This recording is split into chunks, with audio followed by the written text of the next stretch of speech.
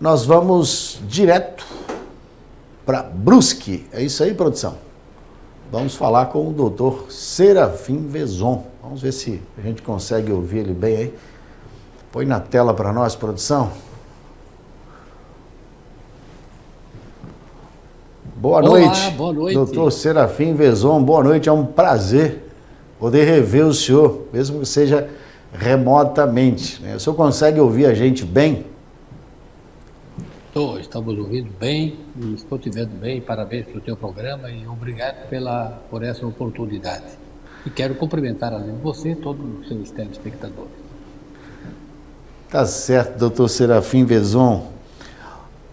Eu pergunto para o senhor, doutor Serafim Vezon, o senhor consegue mudar a posição do seu vídeo aí, de em pré para lateral, para a gente preencher essa tela e ficar uma imagem bonita para um corte dessa entrevista aí para as redes sociais?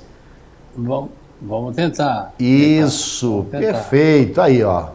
Agora nós temos uma tela cheia, uma imagem de YouTube, uma imagem mais profissional para a TV. Aí, muito obrigado, desde já.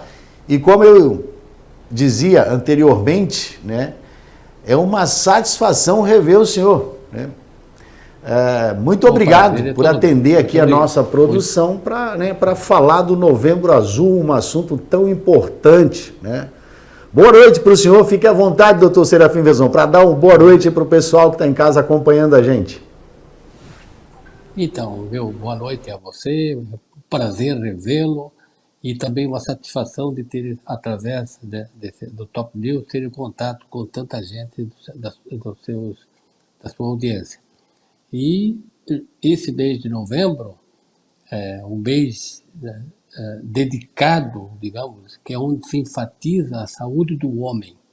O mês de outubro, o outubro rosa para a mulher, e novembro para o homem. E, no caso, se enfatiza o câncer da próstata, que é justamente o câncer mais frequente no homem e, além disso, o mais resolvível. Isso que é importante. A grande maioria do câncer de próstata, quando diagnosticado precocemente, é resolvido através de cirurgia e de algum tratamento complementar. E por isso, então, que existe essa campanha, porque justamente vai garantir para essas pessoas, para esses homens, que poderão ter o câncer de próstata esse ano, o ano que vem, enfim, quando, se houver, para ter a oportunidade de diagnosticar precocemente e tratá-lo de forma que lhe dê a ele uma boa qualidade de vida. Perfeito, doutor Serafim. O que eu perguntaria para o senhor? O que o senhor falaria? Porque isso ainda é, né, um grande tabu, a questão do exame, do toque, né? O que o senhor diria para essas pessoas que ainda têm problema na questão de realizar o exame preventivo aí? Então, olha só, o homem, ele é mais empudorado, né? Mas ele tem um pudor de ir no médico. A mulher vai mais fácil. E muitas vezes, quando o homem vai ao urologista, geralmente vai junto com a esposa, com uma filha, com a sobrinha, com a nora, uma mulher da família escoltando o paciente, assim, digamos, né? Então, o homem ainda tem muito pudor para ir. E um detalhe, nascem mais meninos que meninas. Aproximadamente 52% dos nascimentos são de meninos. Mas quando chega na fase adulta, na fase mais idosa, existem muito mais mulheres. E por que isso? Uma das razões é justamente porque a mulher se cuida mais. E o que a gente quer com essa campanha é fazer com que o homem também vá mais ao médico, fazer exames preventivos, é que quando ele vai com a escusa de ser o problema da próstata, de repente o médico identifica um problema no intestino, que está começando, um problema no pulmão, um problema na pele, enfim, em algum lugar do corpo que, se diagnosticado e tratado precocemente, não só o câncer da próstata, que é assim também, né? Mas as outras doenças malignas também têm um comportamento semelhante, ou seja, quando são identificadas no início, tem uma grande chance de cura. Então, o que se quer com o Novembro Azul é justamente convencer o homem que ele também precisa se cuidar mais. Só para você ter uma ideia, imaginamos que no ano que vem, em 2025, se mais ou menos continuar a incidência como é nos anos anteriores desse ano, mais de 70 mil pessoas, mais de 70 mil homens terão o câncer de próstata inicial. Entende? É lógico que a doença benigna, o adenoma, é muito mais comum. O câncer da próstata não é a doença mais comum da próstata. Tá? O mais comum é ser a doença benigna, claro. Só que, no caso do câncer, quando não diagnosticado ou quando diagnosticado tardiamente, ele vai prejudicar muito a qualidade de vida desse paciente, né? E por isso, então, a campanha Novembro Azul para convencer o homem que ele tem que ir, que é bom que ele vá e que perca esse pudor, digamos, de mostrar as partes íntimas para o outro médico, para o médico, que no caso que é o trabalho dele. Né? Doutor Serafim Vezon, o senhor relatava antes na questão de que a mulher se cuida mais, né, do que o homem. Então a pergunta que eu faço para o senhor agora é se é mito, né, ou é fato que acaba morrendo mais homens do que mulher pelo fato de que a mulher se cuida mais, porque ela vai mais ao médico. É fato, é fato. É justamente porque é por isso que se a gente vai, não tem aqueles cafés de idoso, né? Aquelas reuniões, as danças de idosos que tem nas tardes, né? Que são muito, muito frequentes, a gente encontra muito mais viúvas do que viúvos, né? Justamente porque o homem morre mais cedo, a longevidade do homem é menor. E uma das razões é porque ele vai menos ao médico. E, e o câncer de próstata, que é justamente o câncer mais resolvível que tem no homem, justamente por isso, né, que quando tratado adequadamente, precocemente, ele se resolve, é importante justamente por isso. A mulher se cuida mais se cuida mais do que o homem. E a campanha justamente quer convencer o homem para ele também se cuidar mais, não só do câncer de próstata.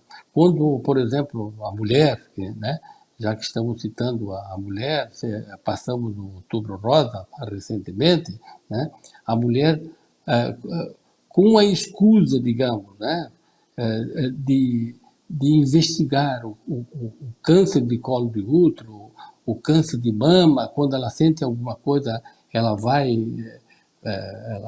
no médico, procura alguém para ajudá-la, e isso faz com que ela, além de encontrar precocemente a questão dos cânceres de mama, câncer de útero, de colo de útero, mas também de outras doenças, como disse anteriormente, que ela localiza, identifica outras doenças no início e tratando precocemente vai resolver mais fácil. Não só essa que ela está procurando, mas aquelas que por acaso forem encontradas. Doutor Serafim Vezon, qual é a idade mínima, né, a idade que o homem precisa se preocupar? Existe uma idade, né, ou não, em fazer os primeiros exames, né? E uma vez feito um exame e que tem uma suspeita, ou quer seja num exame de sangue, posteriormente um exame de toque, quais são os próximos passos, os próximos procedimentos? Olha, o câncer de próstata é muito raro de ser encontrado em pacientes com menos de 40 anos, né? O mais comum é justamente dos 50, 60, dos 60 aos 70 anos. O que se sugere é que justamente entre os 40 e 50, o paciente vá pelo menos a cada 2 anos no urologista para fazer um controle. Dos 50 aos 60, de ano em ano, de ano e meio em ano e meio. E dali para cima, depois dos 60, de ano em ano. Né? E justamente o importante se enfatizar que o câncer de próstata atinge o homem numa idade boa, quando ele tem 50, 60 anos, os filhos ainda estão crescendo, ou estão casando e está vindo os netos. Então tem grandes alegrias para frente ainda, para conviver com os amigos, com a família. E é importante ele estar, além de viver mais, de ter uma qualidade boa de vida. Então, quando ele faz o diagnóstico, tem 50 anos, e faz o tratamento, que o tratamento consiste basicamente, o principal, o que cura mais, é justamente a prostatectomia radical, é a cirurgia radical da próstata, que tira a próstata por inteiro, né? E depois, com algum tratamento complementar, às vezes radioterapia, praticamente cura, tem uma vida totalmente normal. Tem algumas sequelas, mas são insignificantes perante as complicações que teria um câncer disseminado, né? E por isso que a sugestão da Sociedade Brasileira de Urologia que faça os exames periodicamente a partir dos 40 anos e quando está próximo dos 60, que seja pelo menos de ano em ano. Doutor Seravim, uma vez feita a cirurgia radical, como o senhor disse aí, que é a retirada total da próstata, né? Existe alguma sequela, existe alguma, no homem, alguma função que não vá ter por essa cirurgia radical? Como, por exemplo, a virilidade do homem. Existem muitas informações desencontradas sobre isso, né? E já que a gente tem o senhor hoje aqui, a gente tem a oportunidade de perguntar, né? Então, olha só, quando faz a cirurgia radical da próstata, próximo à próstata existem os nervos responsáveis pela micção, perdão, pela ereção, e também os nervos e músculos responsáveis pela continência urinária. A gente segura a urina porque existe um músculo e existe um nervo que faz esse controle por um sistema reflexo e a gente segura a urina. E também quando vai namorar, tem a ejaculação e faz a ereção. Então, na verdade, a principal preocupação da gente quando indicamos uma cirurgia para o paciente é justamente explicar para ele que, que o médico vai tomar muito cuidado, vai fazer de tudo para ele não ter principalmente essas duas sequelas. A mais preocupante é a incontinência urinária. A segunda é a ereção. Mas hoje a questão da ereção é resolvida de várias maneiras. Existem medicamentos que se tomam ou que se aplicam no corpo cavernoso e resolve, então, a questão da ereção. Mas a continência já é mais preocupante porque o sistema da continência é mais complexo. Mas são praticamente as duas sequelas que a gente mais teme. Pouca gente tem, digamos que seja 1 ou 2% daqueles que fazem a cirurgia radical que tem esse tipo de complicação. Mas é uma complicação que para o paciente, mesmo que seja rara, aquele que for atingido, naturalmente, que é 100% para ele, né? Ou seja, a gente sempre se preocupa em deixar bem claro para o paciente que são sequelas que a equipe médica vai tomar muito cuidado para não tê-las, mas poderá ter, né? Seria a questão da incontinência e a questão da dificuldade de ereção. Com relação à ejaculação, ele já não terá mesmo, porque normalmente a, a prostatectomia radical consiste em retirar a próstata e também as vesículas seminais. As vesículas seminais, só para concluir, elas são duas glândulas que produzem uma secreção, como a glândula da saliva faz a saliva, as glândulas da lágrima fazem, dos olhos fazem as lágrimas, né? A glândula as glândulas da vesícula seminal as vesículas produzem o sêmen, produzem o líquido seminal. E, no caso, elas saem com a cirurgia e, naturalmente, mesmo que ele tenha ereção, que é a grande maioria, né? Mesmo que ele tenha ereção, que ele não tenha problema de incontinência, mas ele não terá a ejaculação. Mas tudo isso a gente deixa explicado que essas 3 sequelas possíveis, aliás, as 2 primeiras que eu disse e essa da ausência de ejaculado, apesar de serem reais, mas são mínimas perante a evolução progressiva e maldosa da doença se não fizer nada, né? É que a gente tem que considerar que nessa hora a gente vai escolher junto com o paciente não o que é bom ou ruim, mas o que é ruim e o que é pior. Na verdade, a gente vai ter que decidir com o paciente, né? Vamos expor ao paciente que, apesar dessas sequelas serem impossíveis, se não fizer nada, é pior. Bom, que explicação, doutor Serafim Vezon. Parabéns pela experiência que o senhor tem, né, para falar de algo tão importante, né?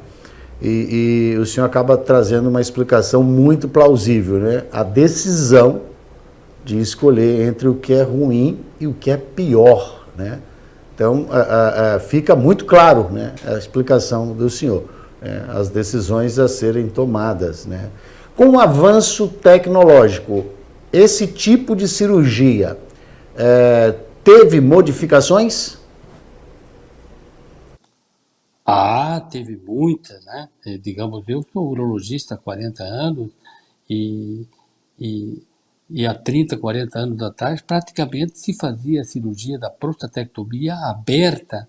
Quer dizer, a gente contava com a capacidade que a gente tinha de enxergar diretamente a próstata e também o instrumental que a gente pudesse fazer a cirurgia. Mas hoje existe cirurgia por vídeo, por exemplo, que a gente consegue ver muito mais a pequena musculatura que é responsável pela incontinência, a área onde está o nervo que é responsável pela ereção e também pela ação do músculo da continência. Então, tudo isso a gente consegue operar enxergando e ainda com uma imagem 4, 5 vezes maior do que o real e podendo, então, fazer a cirurgia com os detalhes. E, além disso, agora temos ainda a robótica, que conta também com essa imagem aumentada e o médico consegue fazer o procedimento muito mais cirúrgico, digamos assim, e preservar, digamos, essas estruturas que são importantes para essas sequelas que nós comentamos, que a gente faz de tudo para evitar, mas que às vezes são difíceis, e a cirurgia robótica é muito mais, dá um resultado melhor, digamos, né? Dá um resultado melhor do que quando era feita apenas a céu aberto, digamos assim, né? De forma que, como muita gente agora com as campanhas que estão tendo, e muita gente vai ao urologista para identificar a doença precocemente, nós imaginamos que tem esses números tão grandes que tem gente imaginar, né, de 70, 80 mil que poderão ter a doença em um ano, né? É claro que o paciente indo precocemente, e as equipes médicas também se especializam mais tanto para identificar a doença, se ela está exclusivamente no local, se ela já está disseminada, se ela já está em alguns gânglios que vulgarmente são chamadas de ínguas, né? Ou se a doença já está no osso, se está no pulmão, se está no fígado, quer dizer, aí a doença já passa a ser, digamos, disseminada. Quando ela está disseminada, aí também não adianta ficar, não resolve mais fazer a cirurgia da próstata, retirando a próstata, porque ela já brotou, digamos, em outros órgãos do organismo, né? Mas a tecnologia evoluiu muito, tanto com relação ao diagnóstico, com relação à identificação da disseminação ou não da doença e, naturalmente, com relação aos tratamentos, né? Tem tratamento, o tratamento cirúrgico e, às vezes, se faz um tratamento complementar radioterápico bem localizado para, às vezes, digamos, para provocar uma higiene de uma possível. O médico acha que poderia, do lado direito, ter sobrado alguma coisa com relação ao câncer da próstata. Então, faz especificamente uma radioterapia no local e faz digamos, uma higienização, dá uma garantia a mais com relação àquele procedimento cirúrgico que fez anteriormente. Tá certo, doutor Serafim Vezon, muito obrigado, né? Muitas informações importantíssimas, é sempre uma honra falar com o senhor, não sabe a alegria, né, do meu coração, né, em estar conversando com o senhor hoje, o senhor que já recebemos aqui algumas vezes no nosso estúdio para entrevista, né, remotamente é a primeira vez, mas mesmo assim é uma honra, uma grande honra falar com o senhor, né, 40 anos de profissão, um conhecimento fantástico, uma experiência fantástica na área, né, da urologia. E também não posso deixar de relatar aqui, né, o currículo do Dr. Serafim Vezon como um político, né?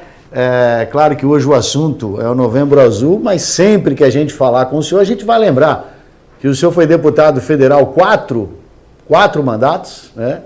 Deputado estadual também, por Santa Catarina. Né? Eu vou deixar para o senhor fazer as suas considerações aí, 2 minutos, né? Espero entrevistar o senhor em uma outra oportunidade, até mesmo recebendo aqui num podcast, num tempo maior, porque a gente sempre tem assunto para conversar, né, doutor Serafim Vezon? Muito obrigado, e o senhor tem 2 minutos aí para fazer as considerações finais. Muito obrigado também a você, muito obrigado a todos a sua audiência, e como enfatizamos e cumprimentamos a Top News que faz essa campanha de conscientização a todos os homens, justamente para se empenharem, pensar que cada um, né, cada um é importante socialmente, especialmente, digamos, na sua família, e então a gente precisa ter, além de ter mais longevidade, viver mais tempo, mas também viver com qualidade de vida para poder curtir também todas as alegrias, digamos, da família, dos amigos e tal. De forma que a identificação precoce do câncer da próstata depende de cada um, da gente mesmo ir no médico, dizer para você que quem tem vergonha, às vezes, empudorado de ir ao médico, ele pode pensar o seguinte: e será que o doutor tem vergonha de ir no médico? Também tem. O interessante é que também tem.